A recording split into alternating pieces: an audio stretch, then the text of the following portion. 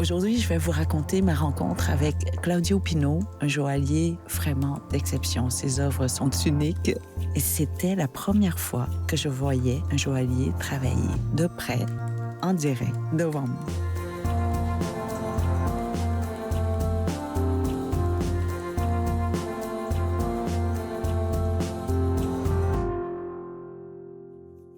Je porte très peu de bijoux, même si je suis née à une époque du Vietnam où le compte d'épargne de la famille se trouve dans les diamants et les bijoux en or.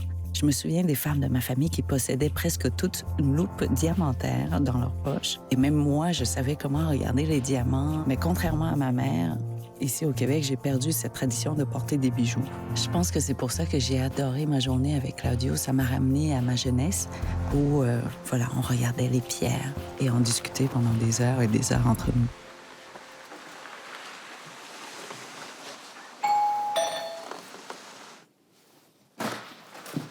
Allô, Kim? Allô! C'est donc même beau! Comment ça va? Là, j'ai les bottes. Oui, c'est pas grave. Là. C'est pas grave, Oui, c'est en béton. Oui, c'est en béton ici. Donc, tu habites ici et tu travailles ici. Oui. C'est magnifique. Oui, travail autonome. Oui.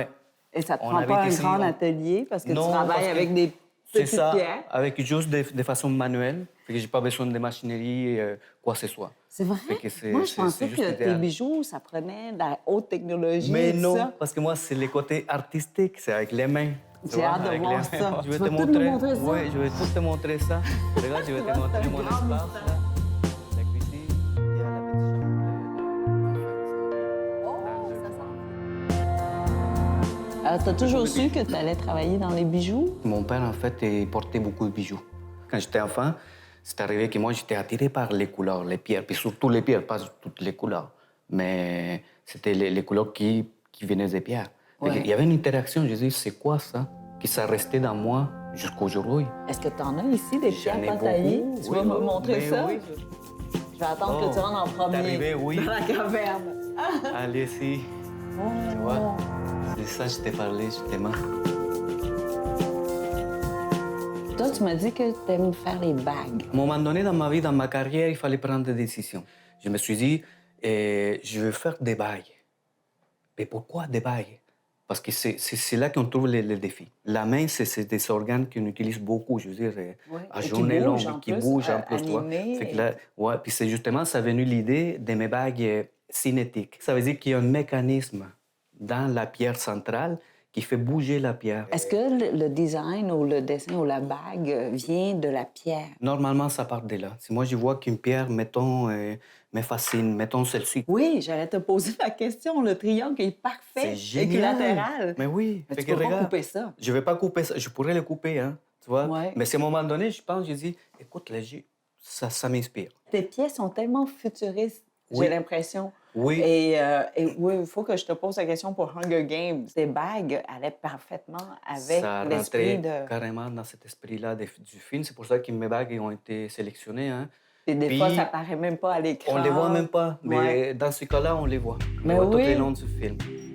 Claudio est magnifique à écouter quand il parle de ses pierres, parce que j'ai l'impression que chacune des pierres a alors une vie, une personnalité qui est propre à elle, qui ne ressemble à aucune autre. Et contrairement à ce que je pensais, c'est la forme, le lieu où il a ramassé qui dicte presque la création de son bijou. Ça change la couleur! Donc, il y a du bleu en dessous? Il y a des bleus, tu vois? Ça, c'est une commande, justement. Oh! C'était pas prévu, hein? Regarde. C'est le lapis lazuli. Donc, c'est toi qui travailles chacun des pétales Chaque morceau, ces bagues-là, c'est moi qui les fais des. Et le métal est fait où, ici? J'achète la matière première au Canada. Je vais fabriquer mes plaques, je vais fabriquer mon fil, je vais tout transformer.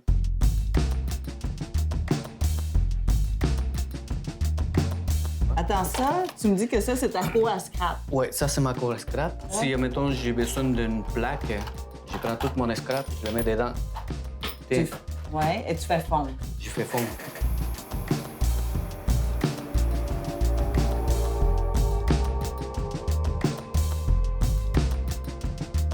Si, mettons, tu as besoin d'une plaque pour pouvoir travailler, puis, mettons, si j'ai besoin de fils, je les tourne de l'autre côté. Fait que ça, Et c'est là, l'art. après ça, tu travailles, en fait, à Ouais. partir de ce fil-là, tu C'est fais ça. tes bagues. C'est ça la magie du métal. Le travail de Claudio me rejoint beaucoup parce qu'il travaille le détail, le minuscule, le tout petit.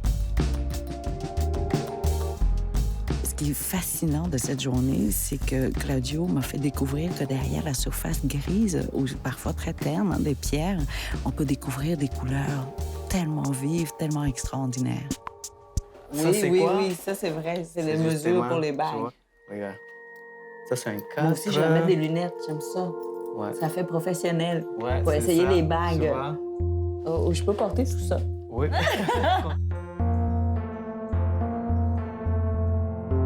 La pierre va toujours te regarder, toi. Elle regarde toujours vers le haut, toi. Ah, la mauve! Ouais. Ah, avec 3 doigts. Oui. Je vais essayer 3 doigts. Oui, c'est ça. C'est or 18 carats. Comme ça. Oh! Voilà. Ouais. Ça en est une de mes bagues les plus connues, justement. On a Mais c'est gagné une les- sculpture, Oui. c'est pas une bague. Je me sens Jeanne d'Arc. Oui, oui. Non, c'est beau. Il y a quelques années, ma mère m'a offert une bague en souvenir de son Vietnam. Et là-dessus, il y a 5 diamants. Ils sont vraiment gros et énormes et je n'ai jamais su comment la porter ou quoi en faire. Maintenant que j'ai rencontré Claudio, je crois que Claudio va pouvoir la transformer et créer une nouvelle bague qui saura porter l'histoire de ma mère au Vietnam et mon histoire ici au Québec. Aujourd'hui, je passe la journée avec Émilie Roby, une artiste qui marque. À voir bientôt sur lafabriqueculturelle.tv.